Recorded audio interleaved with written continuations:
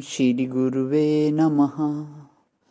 अज्ञानमोहान्तमोपहाभ्यां विवेकवैराग्यनिधिप्रदाभ्यां विश्वेशतत्त्वं प्रतिबोधिकाभ्यां नमो नमः श्रीगुरुपादुकाभ्याम्।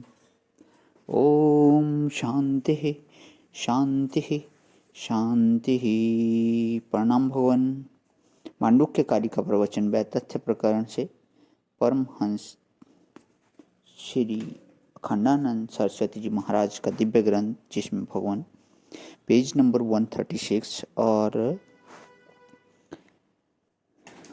हमारा जो अध्याय है भगवान वो चल रहा है पदार्थ कल्पना का मूल, यानी कि जीव कल्पना। तो यहाँ पे स्वामी जी कहते हैं कि ततो भावान पृथक विधान, मन बनकर कल्पना कर रहा है भीतर और सांस चल रही, शरीर भी घूम रहा। इसके बाद मामला आगे बढ़ गया। क्या बढ़ गया? जब हमको बढ़िया देखने को मिले तब हम सुखी, जब प्यारी प्यारी कल्पना मन में आवे तब हम सुखी, और अमुक भोग ना मिले तो हम दुखी, अमुक काम करने को ना मिले तो हम दुखी। अपने सुख दुख को अपने ऊपर से हटाकर बाहर कर दिया। या संसारी लोग ऐसा समझते हैं कि हमको यह भोग मिलेगा तब हम सुखी होंगे, तो अपने आप को तो मार दिया गोली, माने तुम तो कुछ हो ही नहीं, तुमको कोई चीज मिलेगी तब सुखी होगे। अपने सुख को हलवाई की दुकान पर रख दिया, मिठाई मिलेगी खाने को तब खुश होंगे, चाट मिलेगी खाने को तब खुश होंगे। तुम्हारा सुख कहाँ गया? मिठाई एवं चाट की दुकान में गया। ऐसा कपड़ा पहनने को मिलेगा तब सुखी होंगे, ऐसी स्त्री से ब्याह होगा तब सुखी होंगे, इतनी ऊंची कुर्सी मिलेगी तब सुखी होंगे। तो बाहर की वस्तुओं में अपने सुख दुख का कारण कल्पित कर दिया।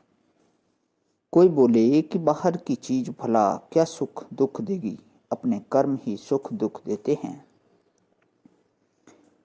को न काहू सुख दुख करदाता, निज कृत कर्म भोग सुनु भ्राता। अपने कर्म का फल सबको भोगना पड़ता है। कर्म में सुख दुख मिला दिया। अब कोई और आगे बढ़े और बोले कि नहीं, कर्म में सुख दुख नहीं है, भाव में सुख दुख है। बढ़िया भाव रखो, बढ़िया भाव रखो। क्या बढ़िया भाव रखें? कोई तमाचा लगाता जा रहा है और बोले कि यह प्यार से हमारी माँ मार रही है। बाहर से डाकू पीटता जाए और मन में भाव करो कि यह तो हमारी माँ का चपत है। ठन ठन पाल। कर्म के बिना भाव कैसे बनेगा? तो भाव के बिना कर्म नहीं और कर्म के बिना भाव नहीं। देखो, जब यह कल्पना होती है कि अच्छा कर्म करने से अच्छा भोग मिलता है, तो भोग की वासना से मनुष्य कर्म करता है। कर्म करने पर उसके संस्कार बैठते हैं, संस्कार बैठने से फिर वासना उदय होती है, वासना होने से फिर कर्म करते हैं, और इस प्रकार यह मृग तृष्णा का चक्कर जुड़ गया कि यह कर्म करेंगे तो यह सुख मिलेगा। कर्म और सुख में हेतु फल भाव की कल्पना हो गई। यह कर्म करेंगे तो यह सुख मिलेगा, यह कर्म करेंगे तो यह सुख मिलेगा, यह चीज हमारे पास रहेगी तो यह सुख मिलेगा। यह सब बिना सोचे विचारे हैं। मनुष्य के जीवन का निर्माण दो प्रकार से होता है। तम विद्या कर्मणि समन्वार भेते, जैसे उसकी जानकारी होती है, विज्ञान होता है, और जैसा कर्म करता है इसी के अनुसार मनुष्य का जीवन चलता है। यदि उसको यह विज्ञान होवे कि हमको बढ़िया बढ़िया भोग की जरूरत नहीं, मोटा सादा खाने से जीवन चल जाता है, तो सुखी रहेगा। अब जिसको यह ख्याल हो गया कि 500 रुपये की साड़ी हम ना पहने तो बहुत दुखी, वह 200 रुपये की साड़ी पहनकर दुखी होगा कि नहीं होगा? यही इसका विज्ञान है। यह जो विज्ञान है कि हम तो बिल्कुल विलायती ढंग से बैठकर भोजन करेंगे तो सुखी, और कहीं पाटे पर नीचे बैठना पड़ा, गोबर से लिपी हुई जमीन है और उस पर कहीं थाली रख देनी पड़ी तो हाय हाय, हम तो बुजुर्ग हो गए। बड़ा दुख है। असल में यह दुख और सुख जो होता है यह चीज में नहीं निकलता, घटना में नहीं निकलता, घटना से नहीं निकलता।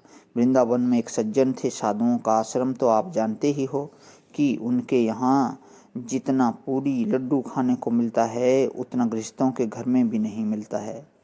तो वे सज्जन इसलिए दुखी थे कि उनको लड्डू पूरी कई दिन खाने को मिला। उड़िया बाबा जी को मालूम हुआ कि इसको तो दुख है। उन्होंने पूछा कि तू कितनी पूरी खाता है? वह बोला कि 6 पूरी खाते हैं। बाबा बोले कि तभी तुमको दुख होता है।